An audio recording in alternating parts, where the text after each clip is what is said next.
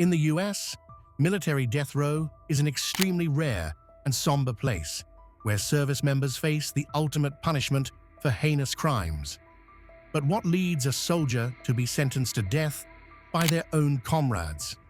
From brutal killings to shocking betrayals, these cases are filled with complexity, controversy, and deep legal battles. While the military death penalty has been around since 1916, executions have been rare. The last military execution took place in 1961, and no service member has been executed since. So, who are the men currently on military death row? What crimes did they commit? And how are their fates still hanging in the balance? This is their story. Welcome to Criminal Profiles. In May 1985, the Eastburn family, residing in Fayetteville, North Carolina, faced an unimaginable tragedy. Captain Gary Eastburn, a U.S. Air Force officer, was away on a training assignment, leaving his wife, Katie, and their 3 young daughters, Carrara, Aaron, and Jana, at home. As they were preparing for an overseas move to England, Katie placed an ad in the local paper seeking to give away their family dog, Dixie. Timothy Hennis, a young Army sergeant, responded to the ad and visited their home on May 7th to pick up the dog.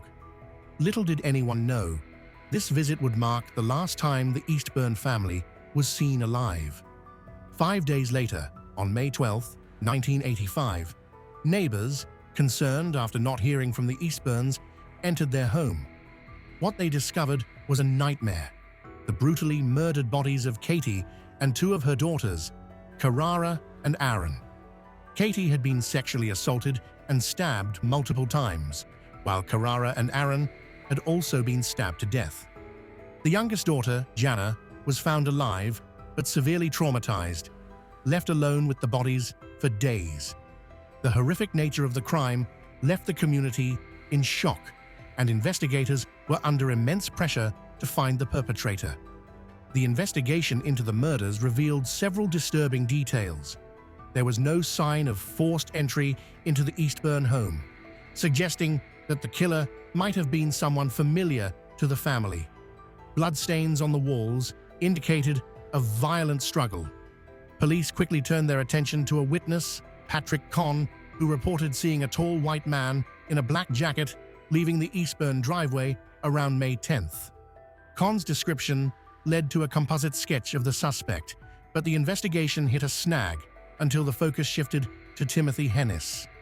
A key breakthrough came when it was discovered that Hennis had used his ATM card on May 11th, just after the murders occurred.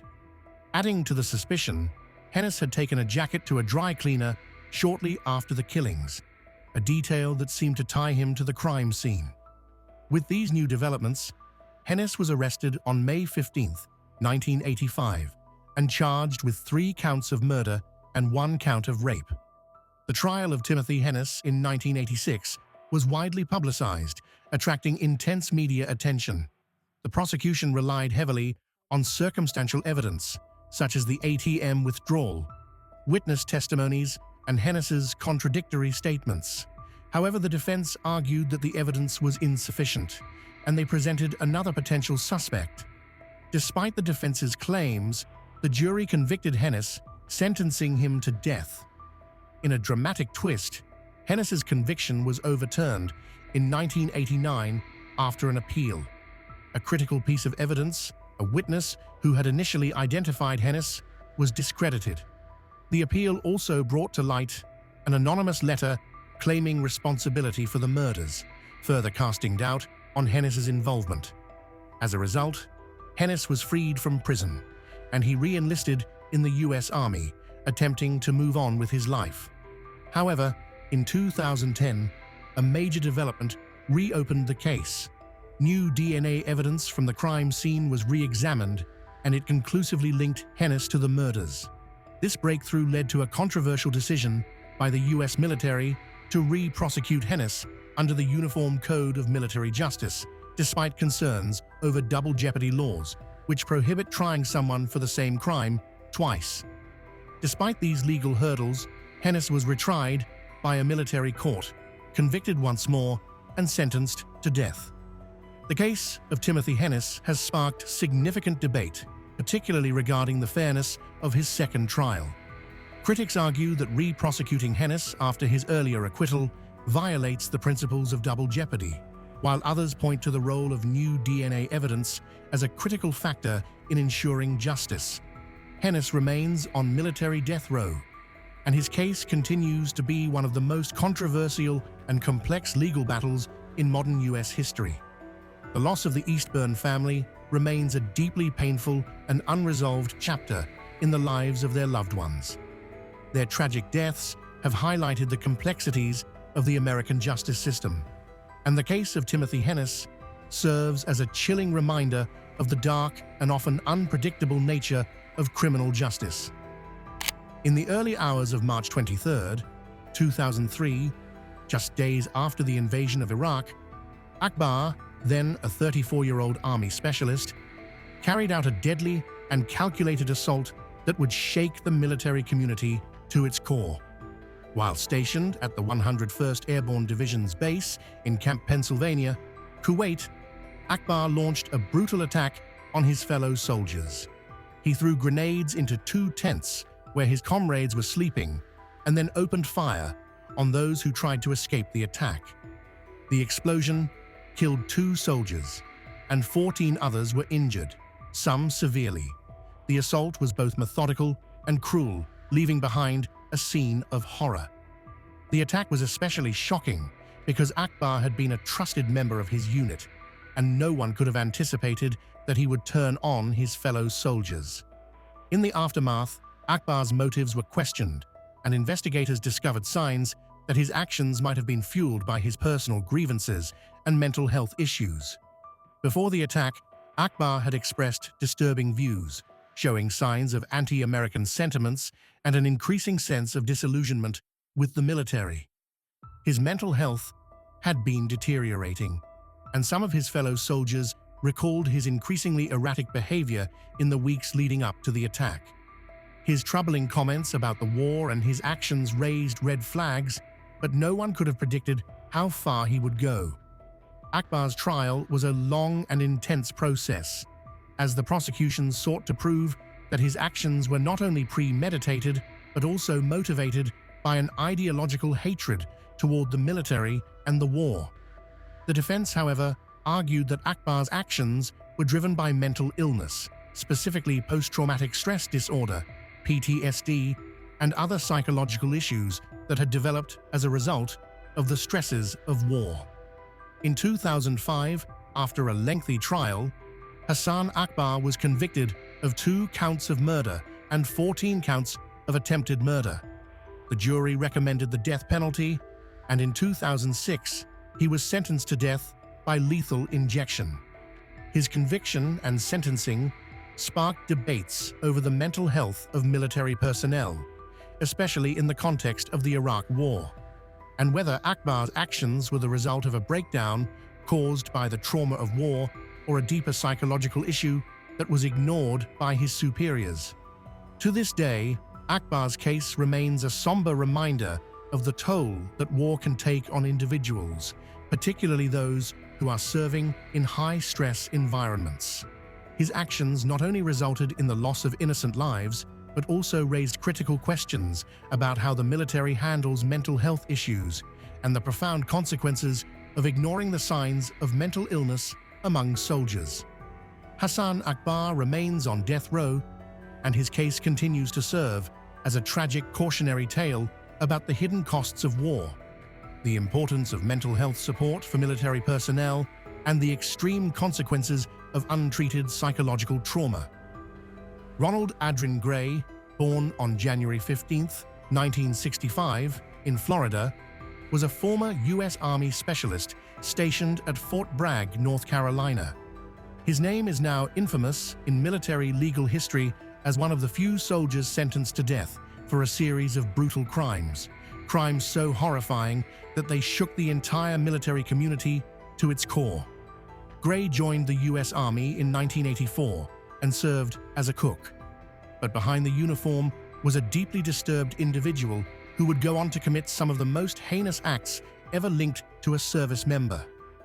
Between April 1986 and January 1987, Gray carried out a series of rapes and murders in the Fayetteville area, targeting young women, some civilians, some fellow soldiers. His crimes included multiple counts of kidnapping, sexual assault, attempted murder, and murder.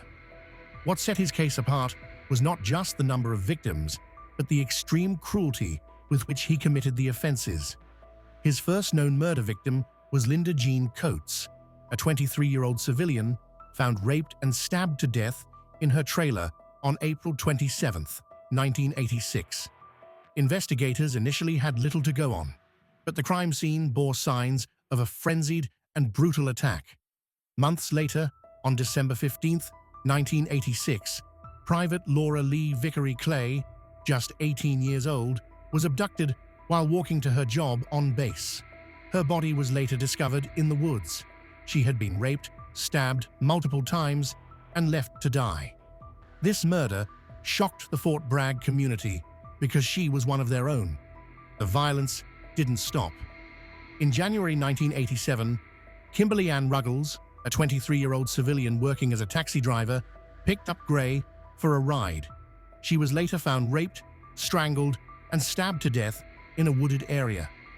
Her murder was particularly key because it led directly to Gray's arrest. Her dispatcher had recorded the pickup, and Gray's fingerprints were found in the cab. In addition to the murders, Gray was convicted of raping and attempting to kill multiple other women, some of whom survived and later testified against him. One survivor was a fellow soldier. Gray broke into her home, raped her, and stabbed her repeatedly. She survived by pretending to be dead. Once Gray was apprehended in January 1987, authorities connected him to at least 4 murders and 8 rapes or attempted murders. The evidence was overwhelming. DNA, fingerprints, survivor identifications, and forensic matches all pointed to him. In April 1988, Gray was court-martialed at Fort Bragg. He was convicted of 2 counts of premeditated murder, 1 count of attempted premeditated murder, 3 counts of rape, and numerous other offenses. He was sentenced to death by a military jury, a sentence rarely handed out and even more rarely carried out. Gray's conviction was upheld by military and civilian courts, and in 2008, President George W. Bush approved his execution. He was scheduled to die by lethal injection, but legal appeals and ongoing litigation delayed the execution. To this day, Ronald Adrian Gray remains on military death row at the U.S. Disciplinary Barracks in Fort Leavenworth, Kansas. He is the longest-serving death row inmate in the U.S. military system. His case remains one of the most disturbing and high-profile in military justice. It raised urgent questions about how a predator could operate undetected within the ranks and whether warning signs had been missed. The legacy of Gray's crimes continues to haunt not just his victims' families, but the entire military justice system. On the morning of November 5, 2009, the Fort Hood Army base in Texas was bustling with activity. Soldiers were filing through the Soldier Readiness Processing Center, finalizing paperwork and medical exams before deployment to Afghanistan. None of them knew that within minutes, their lives would be shattered by a man who wore the same uniform they did. That man was Major Nidal Malik Hassan, a U.S. Army psychiatrist, a man trusted with soldiers' mental well-being, a man trained to help heal the invisible wounds of war. But on that day, Hassan turned from healer to executioner. Armed with a semi-automatic pistol and a .357 Magnum revolver, he opened fire on his fellow soldiers and civilians. When the chaos ended, 13 people lay dead and 32 others were wounded, some critically. The attack was the deadliest mass shooting ever on a U.S. military base. But the shock deepened when the identity and motives of the shooter became clear. Hassan wasn't some outsider. He had joined the U.S. Army in 1995, earned his medical degree, and rose to the rank of major. Born in Virginia to Palestinian immigrant parents, he had been described as quiet and devout. But over time, those close to him began noticing troubling changes. While stationed at Walter Reed Army Medical Center, Hassan expressed sympathy for suicide bombers and jihadist fighters. He condemned U.S. involvement in the Middle East and openly opposed the wars in Iraq and Afghanistan. He had also begun communicating by email with Anwar al-Awlaki, a radical cleric later linked to al-Qaeda. The FBI intercepted some of those emails, but internal reviews determined they didn't warrant further investigation at the time. Despite red flags, Hassan was transferred to Fort Hood in 2009. There, he learned he would soon be deployed to Afghanistan, something he reportedly feared and resisted. To Hassan, fighting against fellow Muslims in combat was against his conscience. But instead of resigning or seeking a discharge, he made a chilling choice. The morning of the attack, Hassan, dressed in his army uniform, drove to the base and entered the Soldier Readiness Center. Inside, soldiers were waiting in lines. Without warning, he shouted, "Allahu Akbar," Arabic for God is great, and began firing at close range. Witnesses described scenes of panic as soldiers dove for cover, trying to escape through windows and doors. Hassan showed no mercy, targeting individuals even as they tried to help the wounded. One civilian physician's assistant ran toward the gunfire and was shot. A pregnant soldier was killed, along with an army captain who had just returned from his third tour in Iraq. It was indiscriminate, brutal, and horrifying. Hassan was finally stopped when civilian police officer Kimberly Munley arrived and engaged him in a gunfight. She was shot and wounded, but managed to distract Hassan long enough for backup to arrive. He was shot multiple times, paralyzed from the waist down, and taken into custody. At trial, Hassan admitted to the attack. Representing himself in court, he showed no remorse and even claimed he had acted to defend Muslim lives. He called himself a mujahid, or holy warrior. The jury convicted him on 13 counts of premeditated murder and 32 counts of attempted murder. He was sentenced to death, the first military death sentence in more than 50 years. Today, Nidal Hassan remains on death row at the U.S. disciplinary barracks in Fort Leavenworth, Kansas. His case continues to be a stark reminder of the threat of ideological extremism from within and the devastating consequences of failing to act on clear warning signs. Behind the steel bars of military death row lie stories that most would rather forget. Stories of betrayal, violence, and the darkest sides of human nature. These were men once trusted to protect and serve, trained in discipline and duty, yet capable of unspeakable acts. Their crimes shocked the nation, tore families apart, and stained the honor of the uniforms they wore. As we've explored the cases of those who now await execution within the U.S. military justice system, one thing becomes clear: evil can wear any face, even that of a soldier. These stories force us to confront difficult questions about justice, rehabilitation, and the line between duty and destruction. Now we turn that question to you. Do you believe the death penalty is justified in these cases, or is life imprisonment a more fitting consequence? Let us know your thoughts in the comments. If you found this episode thought-provoking, don't forget to hit that subscribe button, like this video, and turn on notifications so you never miss another deep dive into the world of true crime and justice. Thank you for watching. Stay curious, stay safe, and keep questioning everything.